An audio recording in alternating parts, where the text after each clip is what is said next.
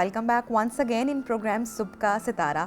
तो नाज़रीन, बच्चा जब पहली बार अपने वालिदैन की गोद में आता है और उनको अपनी प्यारी प्यारी नन्ही नन्ही आँखों से देखता है और दुनिया के जो रंग है वो पहचानने की, जानने की कोशिश करता है, तो उसी लम्हे, उसी दिन उसकी जो तरबियत है या जो उसकी ट्रेनिंग है उसका भी आगाज़ हो जाता है। अच्छा, हम तो ये सोच रहे थे ना कि बच्चा बड़ा छोटा है, बड़ा मासूम है, अभी इसकी उम्र ही क्या है, अभी तो सीखने के बड़े मराहिल आएंगे, लेकिन जब बच्चा पैदा होता है तो हम भूल जाते हैं कि ये एक कोरे कागज़ की तरह होता है और हम उस कोरे कागज़ पर, उस ब्लैंक कैनवस पर हम खुद इस दुनिया के रंग भर रहे होते हैं और बच्चे की ट्रेनिंग हो रही होती है।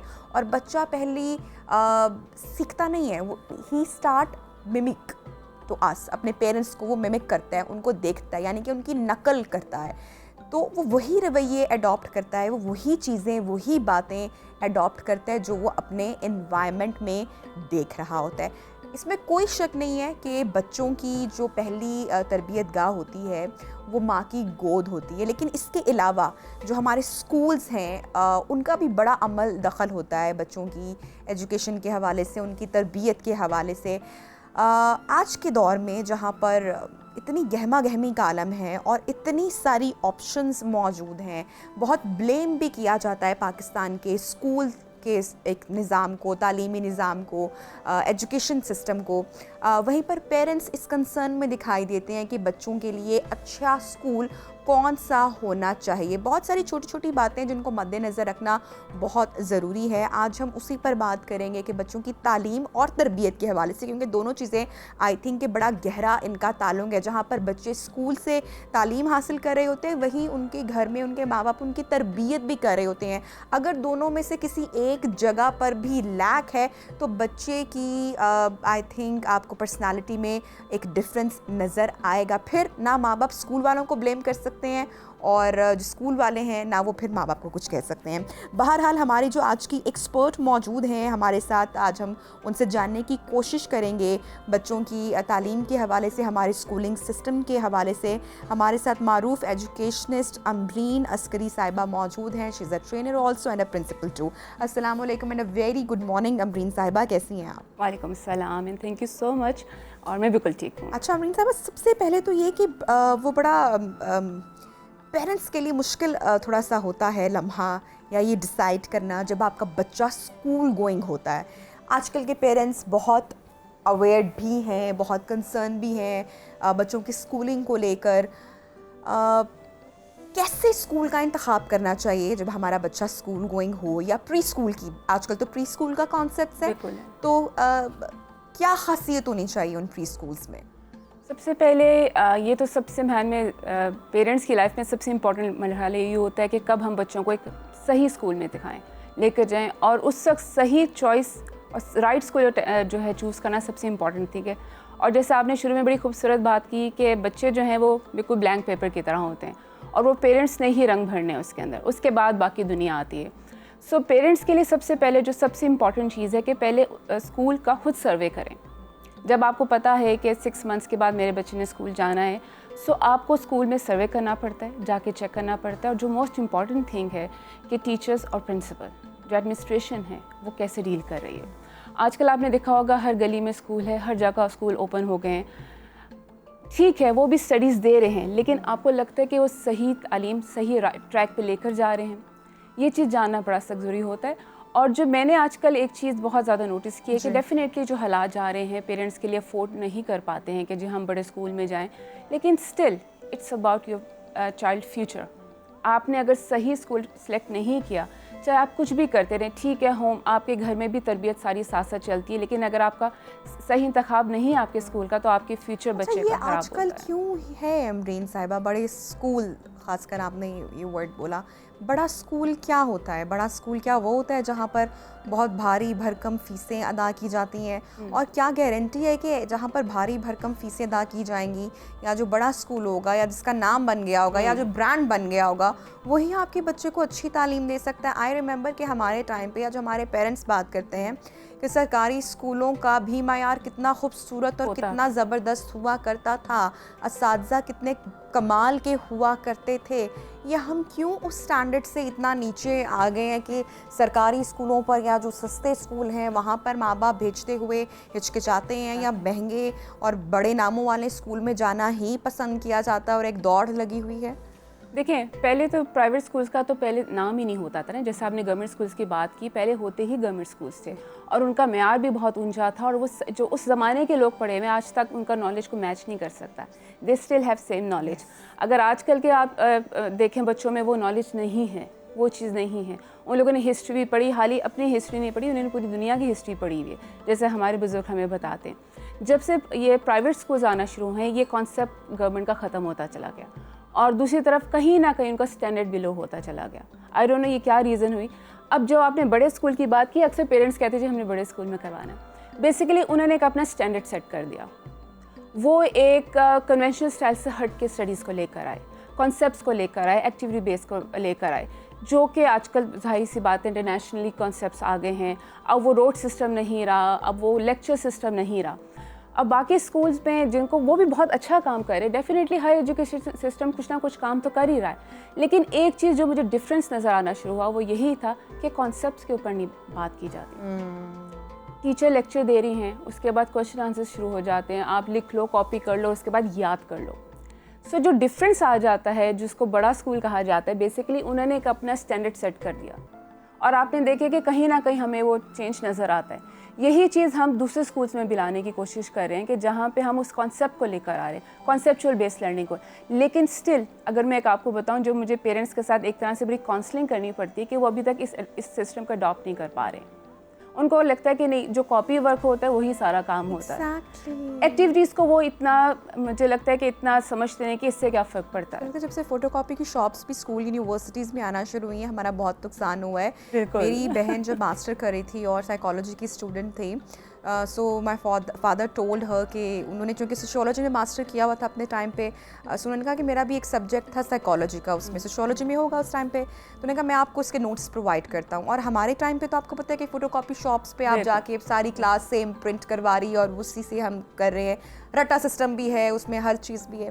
सो जब अब्बा ने कोई पता नहीं कितने साल पुरानी संदूक खोली, स्टोर में गए और हम हैरान रह गए। मेरे लिए आज भी बड़ी हैरत की बात है क्योंकि हमने ऐसा नहीं देखा ना हमने किया है कि हैंड रिटन नोट्स वो मौजूद थे और पेपर की क्वालिटी क्या थी और हाथ की लिखाई का कोई मैच ही नहीं था। और उन्होंने बताया कि भाई हम डिफरेंट लाइब्रेरीज़ में जाकर पता नहीं कितनी 100 किताबें पढ़कर फिर ये नोट्स खुद अपने हाथों से बनाया करते थे। तो आप सोचें कि फिर क्या लेवल होगा उस तालीम का। और आज भी जब मेरी उनसे बात होती है तो वो हर बात में जो कॉन्सेप्ट्स लेकर आते हैं कि there are 2 type of concepts और जो बिल्कुल ही टर्म्स होती हैं वो बताते हैं। और मैं हैरान होती हूँ कि हम लोगों को ऐसा नहीं पढ़ाया गया या उस तरह के उस्ताद नहीं मिले या वो लेवल बहुत चेंज हो गया।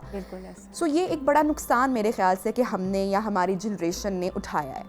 उसका थोड़ा सा ब्लेम में थोड़ा सा टेक्नोलॉजी को भी दे दूँ। ठीक है, जब बहुत आसानी आ गई, आपके पास टैबलेट्स आ गए, आपके पास लैपटॉप्स आ गए, इवन अब मोबाइल्स आ गए हैं। हर चीज़ आप जो भी कॉन्सेप्ट ले रहे हैं वहाँ से लेकर आ रहे हैं। और जो पहले आपने कहा कि हैंड रिटन होते थे, हमने भी बहुत ज़्यादा पेपर्स रजिस्टर्स भरे हुए थे, काम कर करके उसके ऊपर हम लोग लिखा करते थे। उससे क्या होता था, चीज़ें काफ़ी अच्छी इन्फोर्स हो जाया करती थी।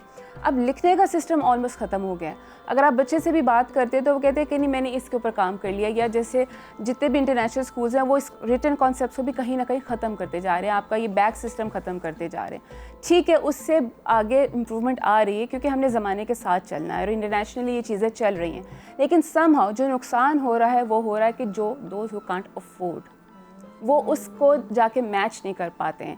जब आप मल्टीनेशनल कंपनीज पे जाते हैं या यूनिवर्सिटी में जाते हैं तो वो बच्चे कहीं ना कहीं कॉम्प्लेक्स में आ जाते हैं जो इस स्टडीज़ को आगे लेके नहीं चले होते या जो इस तरह की स्टडीज़ को नहीं पढ़े होते।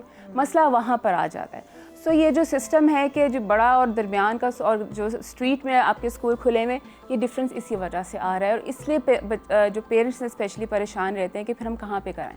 दे कांट अफोर्ड दो स्कूल्स। और अगर जो स्ट्रीट में स्कूल्स हैं या छोटे स्कूल्स हैं वो बचत कहाँ पे करते हैं, टीचर्स की हायरिंग पे, because they are not paying much. और जब आप टीचर्स को अच्छा पे नहीं कर रहे हैं इन स्कूल्स में तो डेफिनेटली वो दिल से नहीं पढ़ाती।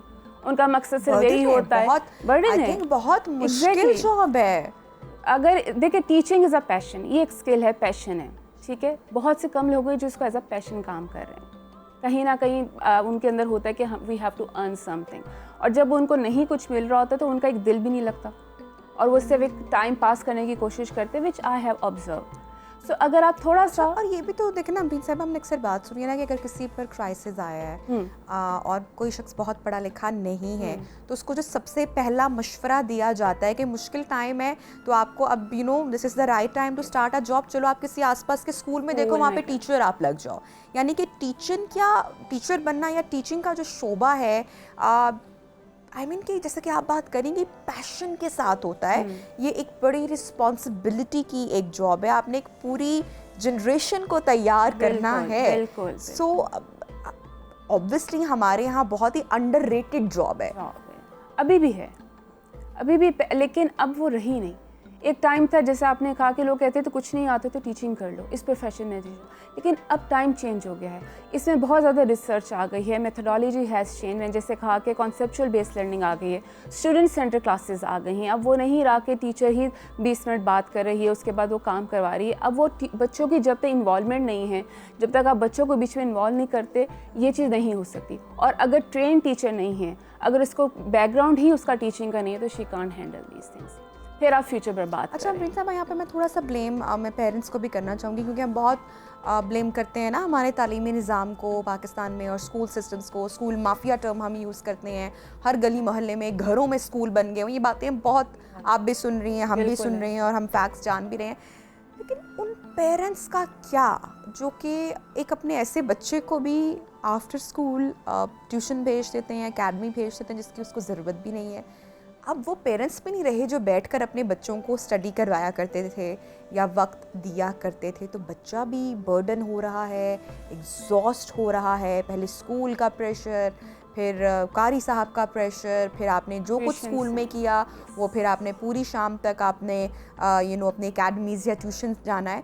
सो बच्चे की तो एनर्जी सब कुछ इतना ड्रेन हो गया और पेरेंट्स भी खुश हैं कि हाँ बच्चे पूरा दिन घर से बाहर हैं। बिल्कुल ऐसे ही, बिल्कुल गलत हो रहा है। और आपने ये बिल्कुल जो जिस दौर से इस वक्त मैं गुजर रही एज अ प्रिंसिपल, मुझे पेरेंट्स की बहुत ज़्यादा काउंसलिंग करनी पड़ी इस मामले में। उनको लगता है कि सारी रिस्पॉन्सिबिलिटी शायद पेरेंट्स की, टीचर्स की है, स्कूल वालों की है। वो कहीं ना कहीं अपनी रिस्पॉन्सिबिलिटीज़ भूल गए हैं, मुझे जो नज़र आ रहा है। मुझे ऐसा लगता है, मुझे ये समझ में नहीं आता कि जो टीचर आपको सुबह स्कूल में पढ़ा रही है आप उसके पास शाम को ट्यूशन जा रहे हो। गलत है। ये समझ आप शायद थोड़ा सा मुझे क्लियर कर दो कि ट्यूशन में क्या कुछ डिफरेंट हो जाएगा या कुछ बेहतर पढ़ाई हो जाएगी? स्कूल के बाद ट्यूशन की ज़रूरत क्यों पड़ती है? इसलिए कि पेरेंट्स को तवज्जो नहीं दे रहे हैं। आजकल के पेरेंट्स के पास टाइम नहीं है। ठीक है। जो मुझे सुनने को मिलता है कि हमारे पास टाइम नहीं, घर की इतनी रिस्पॉन्सिबिलिटीज़ हैं कि हम नहीं पढ़ा सकते। अगर आप कंसर्न नहीं हैं अपने बच्चे के फ्यूचर के मामले में, अगर आपको नहीं पता कि आप बच्चे को कैसे पाल सकते हैं, तो मेरे ख्याल में बहुत गलत काम हो रहा है। मुझे पेरेंट्स को ही बताना पड़ता है कि सिर्फ एक घंटा अपने बच्चे के लिए निकालें। छोड़ दीजिए उसकी नीड्स, या आप उसकी सिर्फ नीड्स पूरी कर रहे हैं, आप उसकी तरबियत नहीं कर रहे। आपको लगता है कि जो 2 घंटे वो ट्यूशन्स में जाके पढ़ कर आ रहे हैं, वहाँ पे तो हर क्लास का बच्चा बैठा हुआ है, आपको लगता है कि वो तवज्जो उनको मिल रही होगी? और जो मैंने देखा है जहाँ तक, वो सिर्फ होमवर्क करा के भेजते हैं बच्चों को, कॉन्सेप्ट क्लियर नहीं करते हैं, कुछ भी नहीं होता। जो पेरेंट्स खुद अपने बच्चों को पढ़ा रहे हैं उनके ज़्यादा बेहतरीन रिजल्ट्स हैं, क्योंकि उन्हें पता होता है कि हमारे बच्चे के वीक एरियाज़ क्या हैं। और बच्चे को भी पता है ना कि पेरेंट्स का एक बिल्कुल वो एक हम पे चेक रख रहे हैं, दे नो कि हम क्या करें क्या नहीं कर रहे। अभी किन कुछ पेरेंट्स को जब हम कॉल करते तो वो ट्यूशन टीचर का नंबर दे देते कि हमें नहीं पता, बच्चे से ट्यूशन टीचर से बात। इसका मतलब है आपको पता ही नहीं कि उसकी प्रोग्रेस कहाँ है। अच्छा, और इसमें यह बात ज़रूरी नहीं है कि अगर कोई अनपढ़ माँ बाप है या जो पेरेंट्स पढ़े हुए नहीं है, ये मैं इस बात से टोटली, अगर आपको सिर्फ थोड़ा सा आपको इन्वॉल्व होने की ज़रूरत है। बिल्कुल है। और मैं आजकल मुझे बहुत ज़्यादा भी फील होना शुरू हो गया कि मैं एक स्कूल ना पेरेंट्स के लिए खोल दूँ, पेरेंटिंग के ऊपर, कि उनको बहुत पेरेंट्स को तरबियत की इस वक्त ज़रूरत है कि आपने आगे बच्चा लेकर चलना कैसे है। हमें स्कूल में बुला के उनको बताना पड़ता है कि this is how you have to deal with your kids.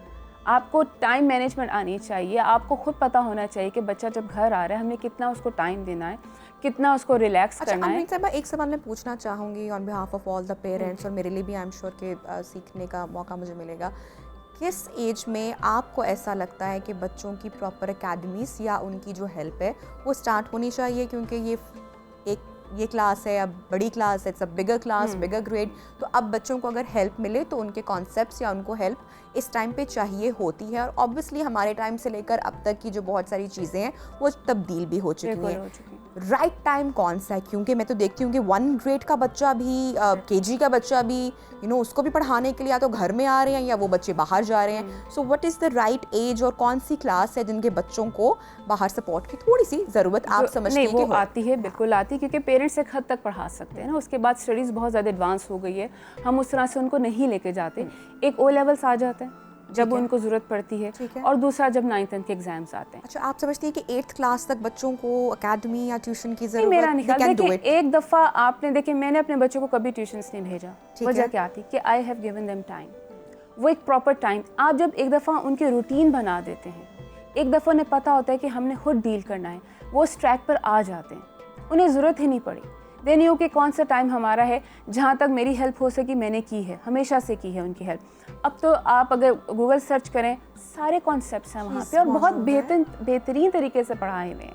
कोई टॉपिक आप टाइप करके देखिए, आपको बहुत बड़ी हेल्प है। जितनी वो आजकल हमें एक डिटेल में चीज़ें बता रही, मुझे नहीं लगता कि ट्यूशन टीचर वो चीज़ें कर सकती हैं। ऑल्दो कि ठीक है, ये कुछ की ज़रूरत है, पढ़ाना है, लोग भेजते भी हैं, लेकिन अगर आपको राइट ट्रैक पे चलाना है, पहले तो कोशिश कीजिए कि उसकी खुद बेस बनाएं। ठीक है, इट्स अ ट्रायंगल। हाली पेरेंट्स की रिस्पॉन्सिबिलिटी नहीं है, ना मैं कहूँगी कि हाली टीचर्स की रिस्पॉन्सिबिलिटी।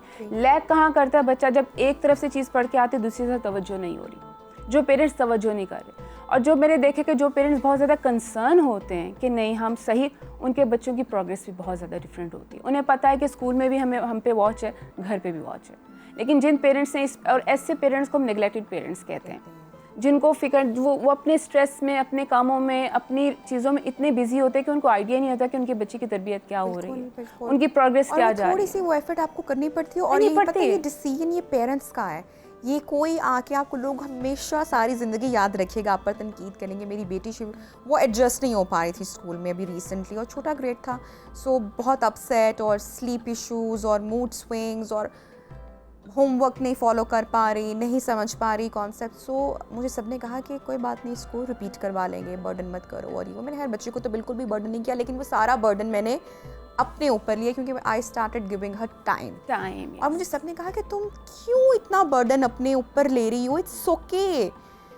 लेकिन मैंने रियलाइज़ किया कि फिर वही लोग जो बात कर रहे थे, जब बच्ची की परफॉर्मेंस में चेंज आया, तो सबने एकदम से इतना अप्रिशिएट करना कि ये तो भाई सब माँ की एफर्ट है, ये तो माँ ने इसको चलाया। स्कूल टीचर्स भी, क्योंकि स्कूल टीचर्स ने कहा कि हम तो एफर्ट कर रहे हैं, हमें आपको भी आपके भी सपोर्ट की ज़रूरत है कि आप भी घर पर थोड़ा सा बच्चों को टाइम दें। तो वही जो लोग आप पर पहले तनकीद कर रहे होते हैं या आपके बच्चों पर तनकीद कर रहे होते हैं, जब वो आपके बच्चे में तब्दीली देखते हैं, तो फिर वही जो है बातें मुख्तलिफ हो जाती हैं। देखिए, ये आपकी बिल्कुल 100% ठीक बात है। सबसे पहले तो आप अपने बच्चे के मूड्स को देखें, टेंट्रम जो उसके हैं, डोंट लेट अदर डिसाइड ना कि क्या करना है। Exactly, this is your own child.